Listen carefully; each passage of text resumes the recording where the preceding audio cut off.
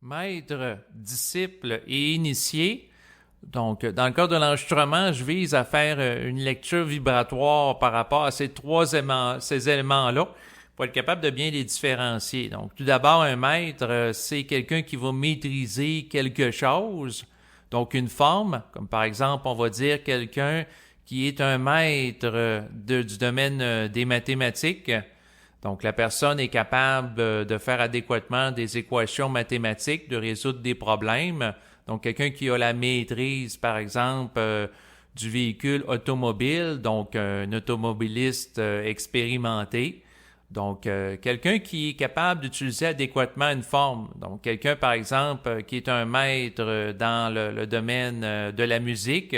Bon, ben, c'est quelqu'un qui maîtrise bien un instrument de musique. Ça peut être un violon, un piano, etc. Donc, quelqu'un qui est capable de faire usage d'une forme d'une manière adéquate. Donc, ça, c'est un maître. Et par la suite, il va y avoir des disciples. Donc, les disciples, c'est quelqu'un qui va étudier l'enseignement d'un maître. Normalement, le maître, il doit maîtriser à la base ce qu'il enseigne. Donc, si quelqu'un, par exemple, est un maître dans le domaine de la philosophie, c'est qu'il maîtrise, c'est qu'il comprend certains concepts philosophiques, certaines formes se rattachant à la discipline qu'il enseigne, qu'il va enseigner à des disciples, à des élèves. Et à ce moment-là, ce qui arrive, c'est qu'il va y avoir un rapport d'autorité entre le maître qui peut être mis sur un piédestal parce qu'il maîtrise bien son secteur d'activité. Ça peut être l'enseignement du français, de l'anglais, de la littérature, donc de différentes choses. Donc un enseignant et il va y avoir par la suite le disciple qui dans le fond, ce qu'il va faire au niveau de la forme, c'est qu'il va se soumettre à la doctrine qui est proposée au maître et le bénéfice que ça lui donne, bien, si c'est un étudiant, ça peut être un diplôme. Tu sais, la personne qui étudie une philosophie à l'université, ben, par la suite, elle peut avoir un diplôme. Quelqu'un qui va étudier, par exemple, en génie mécanique à l'université, ben, par la suite, il peut obtenir un emploi ou faire partie d'un ordre professionnel.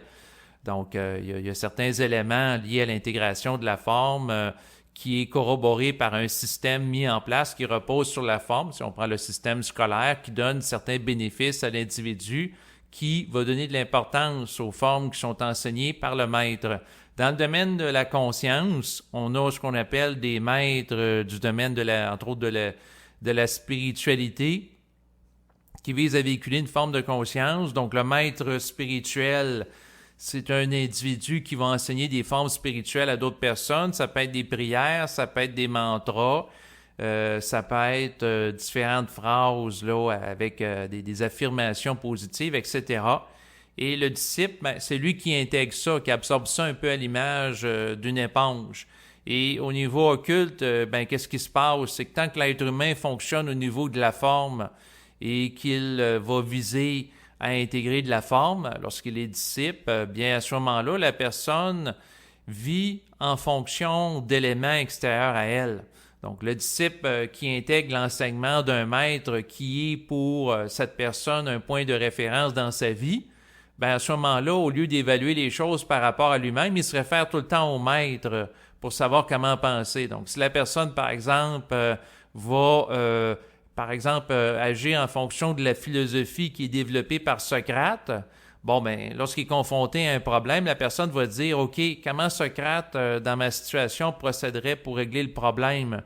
Ou au niveau éthique, si la personne fait une étude approfondie de la philosophie en matière d'éthique d'Aristote, ben, à ce moment-là, la personne va se référer à des concepts aristotéliciens pour faire face aux enjeux éthiques auxquels elle peut être confrontée dans sa vie de tous les jours. Donc, autrement dit, la personne se réfère à quelqu'un d'autre, à une instruction extérieure à elle pour se définir puis faire face aux contrariétés de l'existence. Lorsque la personne agit comme un disciple, et le maître, ben, celui qui, dans certains cas, il y a des maîtres qui ont un certain niveau d'orgueil, ça dépend, mais le maître, sa fonction, c'est d'enseigner quelque chose qui a la maîtrise, donc certaines formes qui lui ont apporté certains bénéfices, et de partager ça aux gens à travers un enseignement. Et les gens qui intègrent les formes du maître, bien à ce moment-là, vont utiliser ça comme point de référence pour gérer leur vie.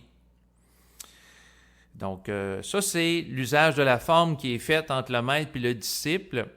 Et il y a aussi ce qu'on appelle les initiés. Et les initiés, c'est très différent. C'est-à-dire que quelqu'un qui est un initié, il n'est ni un maître ni un disciple.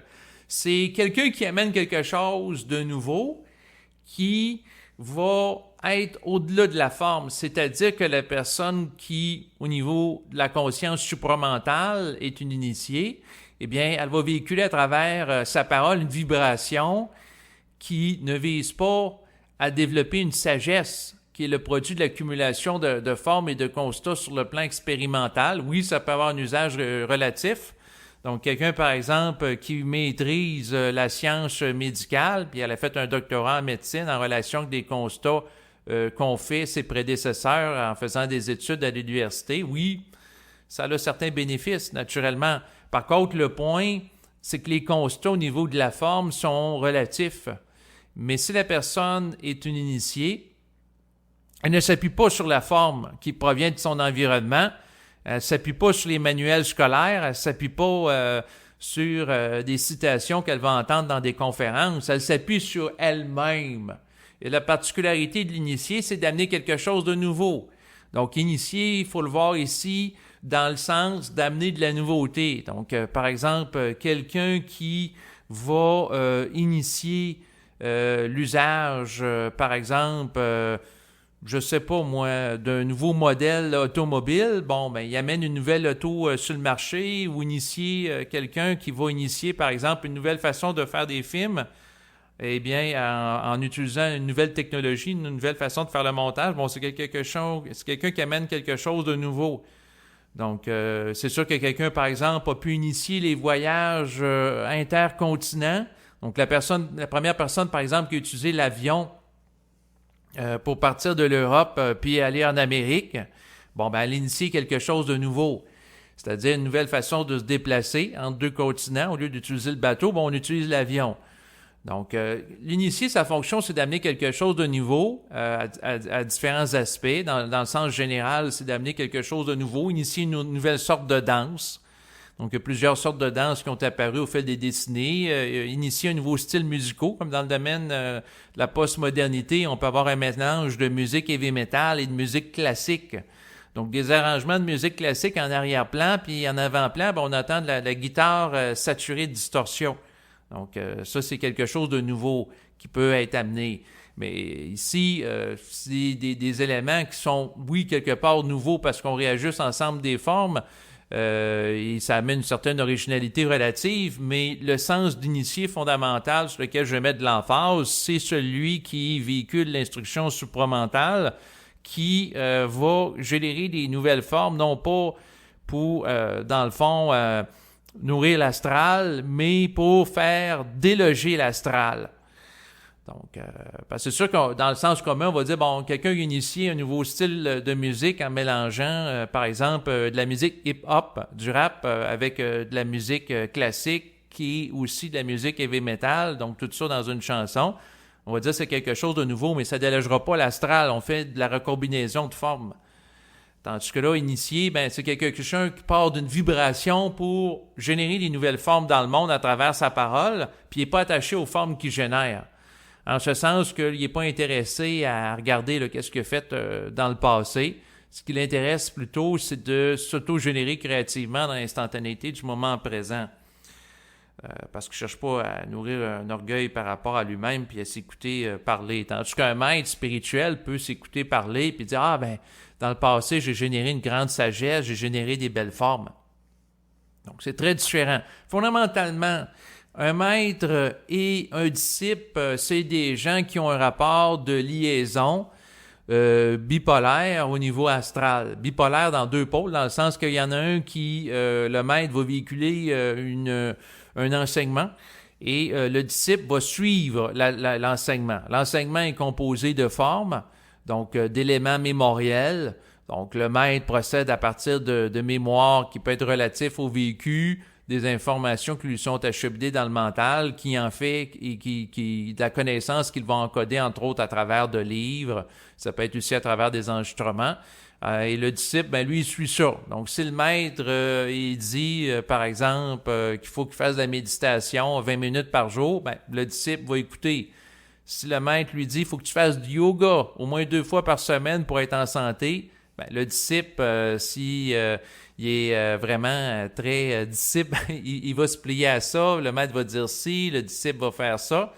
Et le disciple n'a pas de point de référence puis d'autonomie psychique réelle. Donc, si on pose la question à un disciple, pour toi, c'est quoi l'esprit?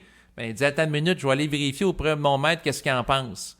Puis le maître, ben, il va utiliser sa mémoire réflexive pour dire, bon, OK, dans le passé de mon prédécesseur, parce qu'il y a des successions de maîtres, hein? Il y a un maître qui a eu déjà un maître dans le passé, ainsi de suite, ou en fonction de mes vécus, j'en viens à la conclusion que l'esprit, par exemple, c'est telle chose. Bon, que la personne s'appuie sur du mémoriel pour définir les choses. Tandis qu'un initié, dans le sens fondamental et vibratoire du thème, bon, ben, c'est quelque chose, on lui pose une question, il répond dans le moment présent, il ne se réfère pas à son passé ou le passé de d'autres personnes qui est encapsulé à travers des cris ou d'enregistrements qu'il peut écouter.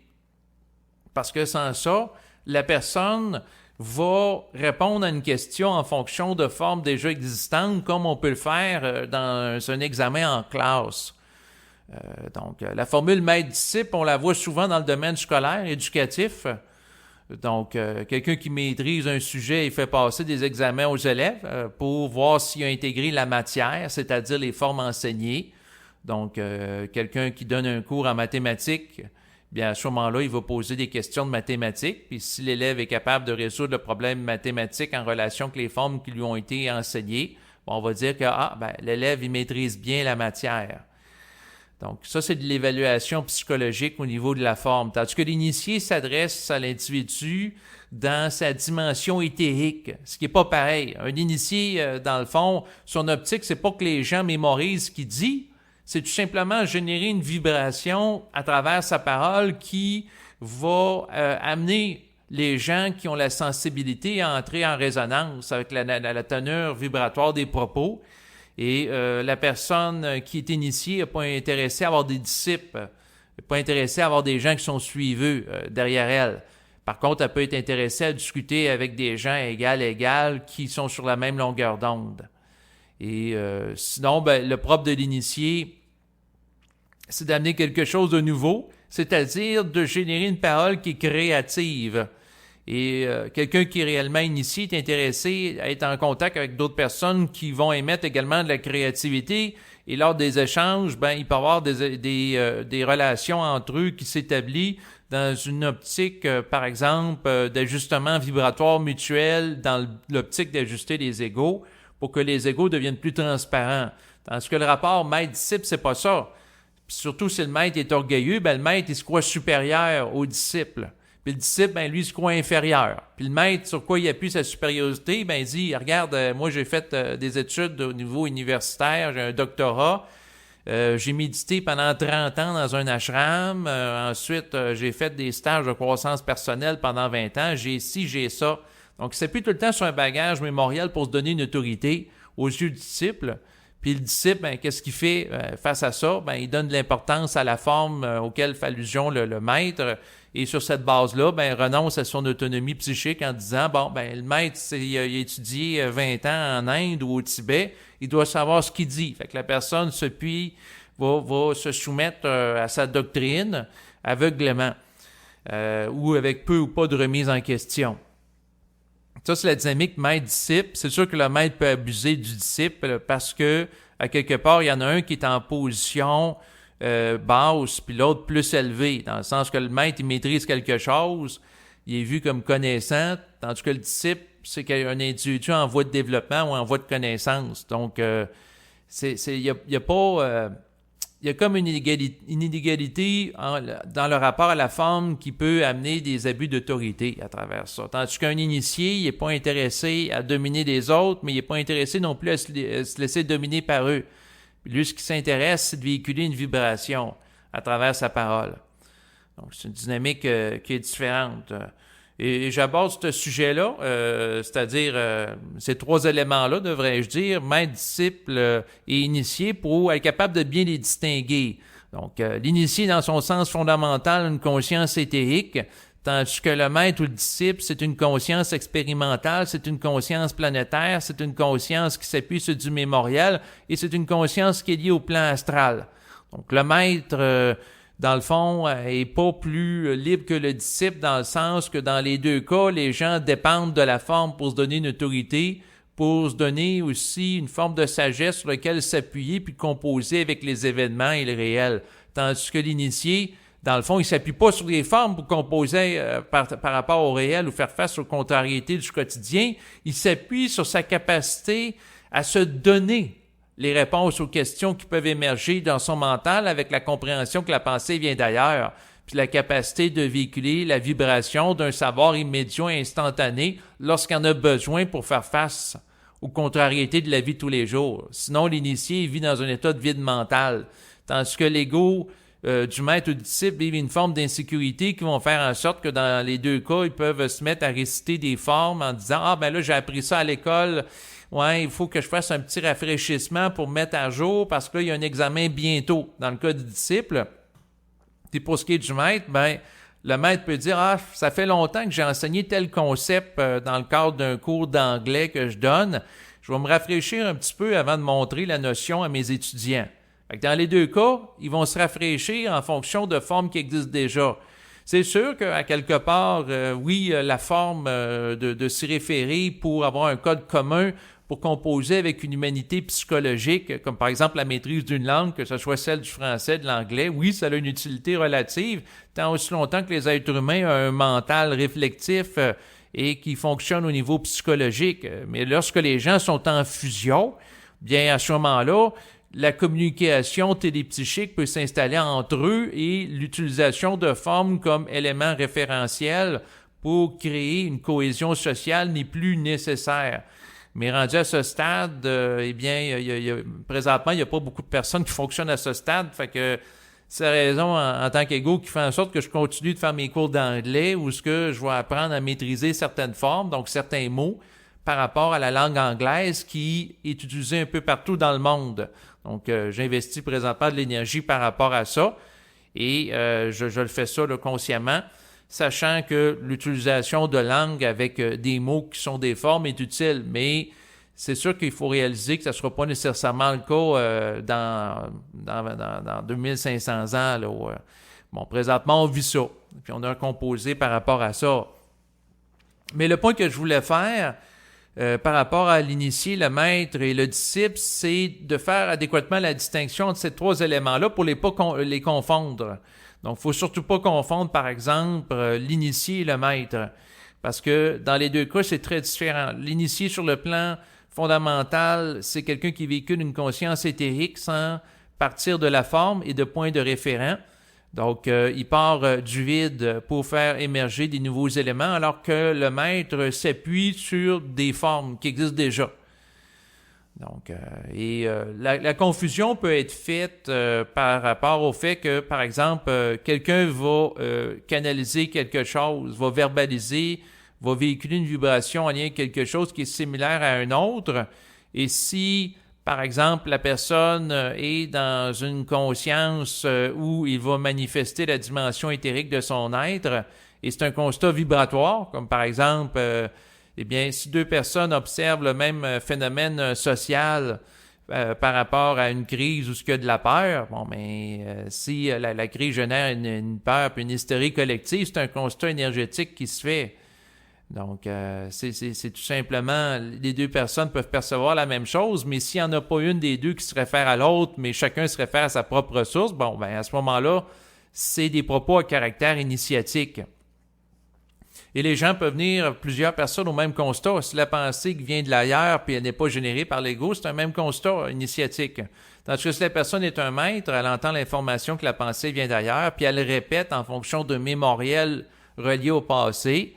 Bon, ben là, on peut dire en effet que lorsque la personne fait ça, c'est en relation avec une conscience qui rattache la personne à l'astralité de l'instruction que peut être véhiculée par un initié dans le passé.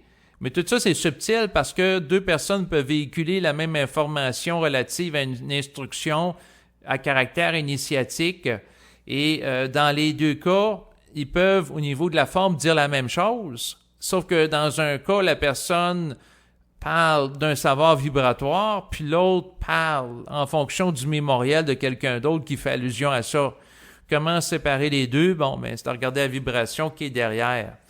Et donc, aussi, au niveau vibratoire, c'est très simple. Celui qui est disciple, le taux vibratoire est plus beau que celui du maître.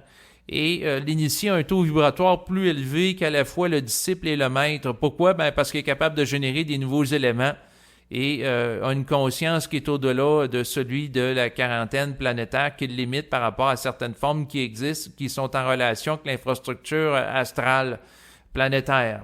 Et la distinction entre le maître et l'initié vient du fait que le maître va toujours régurgiter des éléments qui ont été véhiculés dans le passé, tandis que l'initié est capable d'amener des nouveaux éléments. Il y a une conscience génératrice, une conscience créative aussi.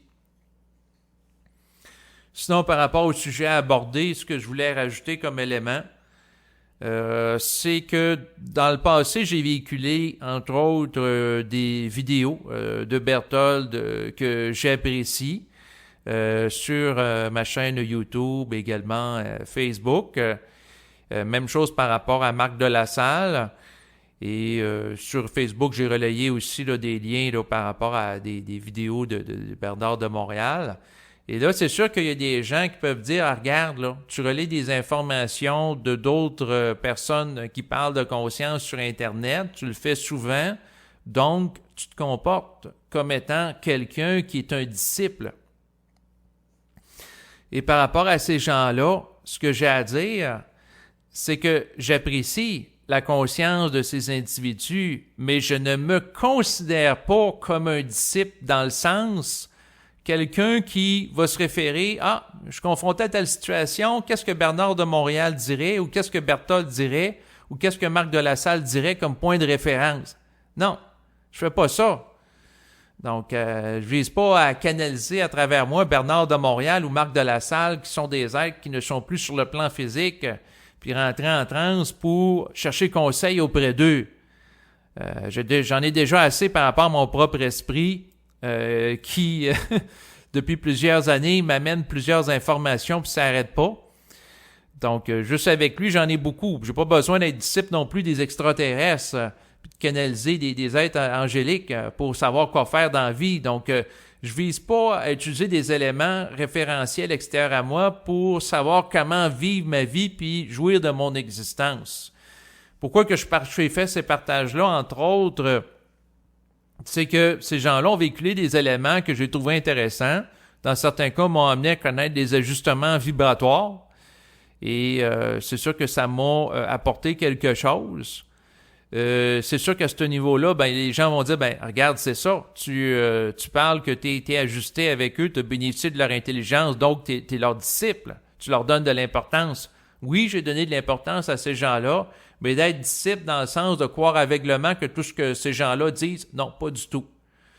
Donc, c'est très différent. Là, les gens vont me répliquer, ils vont dire, ben là, si tu t'en partages si souvent que ça, c'est parce que tu es attaché à eux. C'est sûr que par rapport à ça, je dois dire que souvent, je passe du temps à écouter ces enregistrements-là. Donc, est-ce que je devrais prendre un peu plus de recul? Donc, ça, c'est un élément à évaluer. C'est sûr que présentement, là, j'apprends, oui, en effet, à prendre un peu plus de recul. Mais en même temps, je trouve ça intéressant de bénéficier de leur vibration, puis je trouve ça plus stimulant qu'écouter des gens qui vibrent à la peur dans des bulletins de nouvelles, là, dans les médias de masse. Je trouve ça un petit peu plus élevé vibratoirement. Donc, il y a cet élément-là aussi en considération. Par contre, le point que je veux faire, si on prend la définition formelle que j'ai regardée là, tantôt sur Google par rapport à la notion de disciple, le disciple, c'est quelqu'un qui va suivre la doctrine d'un maître. Or, dans le domaine de la conscience supramentale, il n'y a pas de doctrine, c'est-à-dire de forme à se soumettre. Comme dans d'autres enseignements, que ce soit un enseignement ésotérique, philosophique ou religieux. Donc, dans le domaine de la religion, la personne, il faut qu'elle se soumette, par exemple, à la notion que si elle a, par exemple, des relations sexuelles en dehors des liens sacrés du mariage, elle est dans le péché. Donc, si elle ne suit pas ce commandement-là, ben, elle ne suit pas la sainte doctrine qui est dit sainte, parler de l'Église catholique. Donc, il y a différentes choses à soumettre. Par exemple, pas manger de la viande le vendredi. Il faut qu'elle aille à la messe tous les dimanches. Donc, se soumettre à une doctrine. Il n'y a pas de ça chez moi. Par rapport à Marc de La Salle, Bernard de Montréal ou même Berthold, avec lequel je fais des entrevues, non, je fais mon examen de conscience devant vous. Je ne soumets pas par rapport à eux. Et c'est sûr qu'avec le temps, je vous dirais que je suis de plus en plus irrité parce que j'ai fait une mise au point récemment, entre autres par rapport à Berthold, à l'effet que si vous avez des questions par rapport à lui, en relation avec ses enregistrements, adressez à lui directement.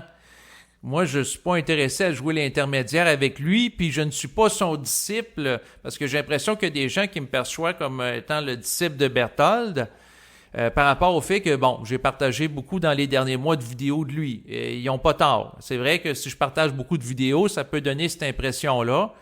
C'est sûr que par rapport à ça, il y a des gens qui veulent, dans le fond, explorer certains éléments de ce qui est véhiculé par Berthold. Puis là, j'avais fait cette mise en garde-là dans une vidéo précédente, mais j'ai l'impression qu'il y a plusieurs personnes qui ne l'ont pas écouté parce qu'il y a des gens qui me posent encore des questions en lien avec Berthold. Donc, arrêtez, s'il vous plaît. Entrez en communication avec lui, entre autres par YouTube. Il est possible de mettre des commentaires en bas des vidéos.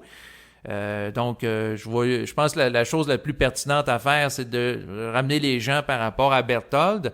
Là, je le fais encore une fois là, à travers la vidéo. J'ai plus envie de le faire, puis je veux passer plus mon temps, non pas rediriger les gens qui sont intéressés à parler avec Berthold à Berthold, mais ce que je veux faire, c'est que je veux passer mon temps à amener quelque chose à travers ma parole qui participe à des ajustements. Dans les dernières vidéos que j'ai faites, je visais à m'auto-ajuster, entre autres, à travers la parole, puis m'amener plus loin dans la compréhension du réel, puis générer un taux vibratoire.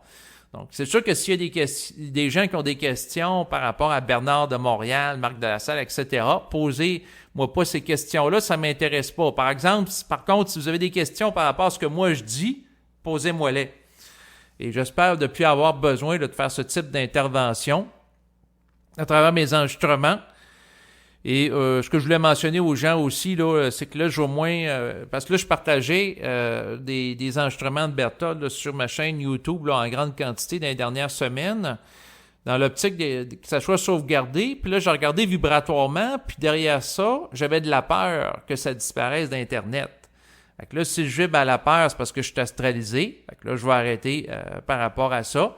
De toute façon, Berthold, il y a son canal, puis il y en a un autre, c'est Supramental Berthold, où ses vidéos sont relayées. Fait que les gens, allez là, les écouter tout simplement. C'est ça que je voulais faire une mise au point aussi par rapport au fait que récemment, par rapport à l'enregistrement qu'a fait Berthold le 11 novembre, que je trouvais très intéressant, où il y avait un discours que je trouvais très vibrant, aussi intemporel. C'était pas un commentaire sur l'actualité où il était question de la fusion. Bon, ben, je vais proposer à Isia Perrin, donc que je remercie si elle m'écoute d'ailleurs, de procéder à la transcription de Berthold. J'ai dit dans les derniers enregistrements, je le trouvais particulièrement vibrant celui-là, fait que je lui ai proposé, puis elle a fait des transcriptions depuis plusieurs années, des enregistrements entre autres de Bernard de Montréal. Et par la suite, cette transcription-là, en passant, vous allez pouvoir la retrouver sur mon blog. Ce que j'ai fait, j'ai dit ça, puis elle a accepté. Puis bon, ça a été fait, puis là, je l'ai partagé sur mon blog. Et là, c'est sûr qu'il y a des gens qui ont interprété, regarde, tu partages des transcriptions de Berthold parce que tu es un disciple de Berthold. Puis là, il a fallu que je fasse encore une fois des mises au point. C'est sûr que oui, j'ai apprécié cet enregistrement-là de Berthold en particulier, mais je me couche pas le soir en faisant des prières à Berthold ou d'autres personnes dans le domaine de la conscience. Là, à un moment donné, il faut que ça arrête. Et c'est sûr que ça se peut que dans les prochaines semaines, là, je partage moins là, de vidéos de Marc de La Salle ou de Bernard aussi. Je verrai selon la vibration du moment. D'ailleurs, par rapport à Marc de La Salle, ce que j'ai à dire, c'est que l'un de mes rêves, c'est que quelqu'un prenne la relève là, par rapport à tout le matériel qu'il a produit, puis que sur YouTube, il y ait une chaîne un peu comme BDM International, qui est très bien faite. Donc, on a de manière assez exhaustive, assez complète, là, l'ensemble des enregistrements là, de Bernard de Montréal, bien numérotés. Donc, si vous ne la connaissez pas, là, cette chaîne-là là, est très intéressante. Je vous propose de la découvrir si ce n'est pas déjà fait. Donc, une chaîne dans ce style-là, mais pour Marc de la Salle, où il y aurait juste des vidéos de Marc de la Salle. Je pense que ce serait la meilleure chose là, qui pourrait être faite. Et c'est sûr que par rapport à Marc de la Salle, dans les derniers mois, une fois de temps en temps, je mettais une vidéo sur ma chaîne.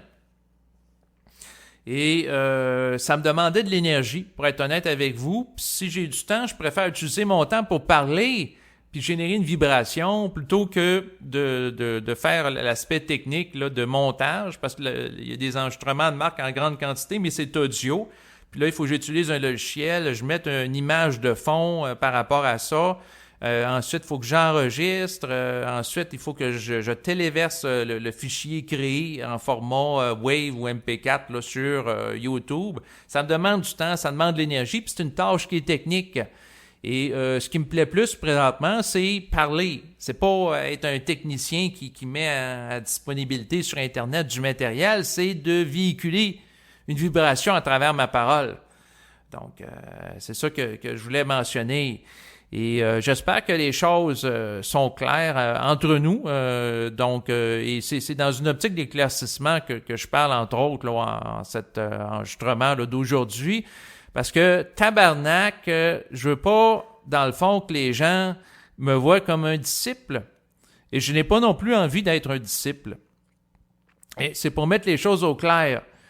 Et c'est sûr que par rapport à ça, le point que je veux faire fondamentalement, c'est de réaliser les limites, par exemple, d'un comportement. Dans le sens que, oui, dans le passé, j'ai écouté pendant plusieurs années de temps des enregistrements de Bernard de Montréal.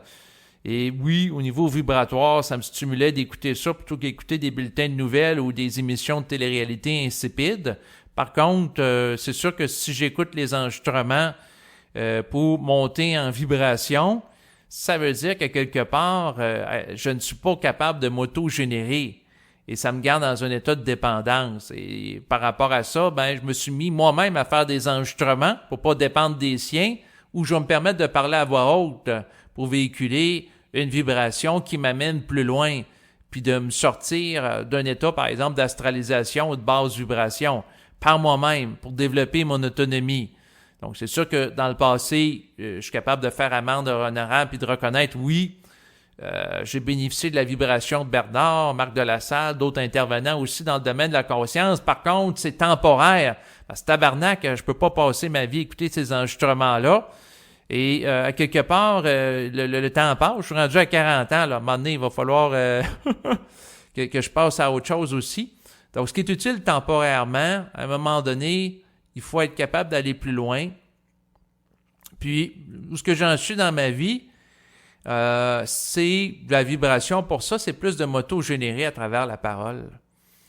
Donc, c'est la raison, entre autres, là, pour laquelle je m'en vais dans une lignée d'enregistrements qui vont être différents dans l'avenir, la façon que j'entrevois ça, moins de références au passé. Et c'est sûr que par rapport à tout ça, comme d'habitude, je vous remercie de votre écoute et je vous dis à bientôt. Au revoir.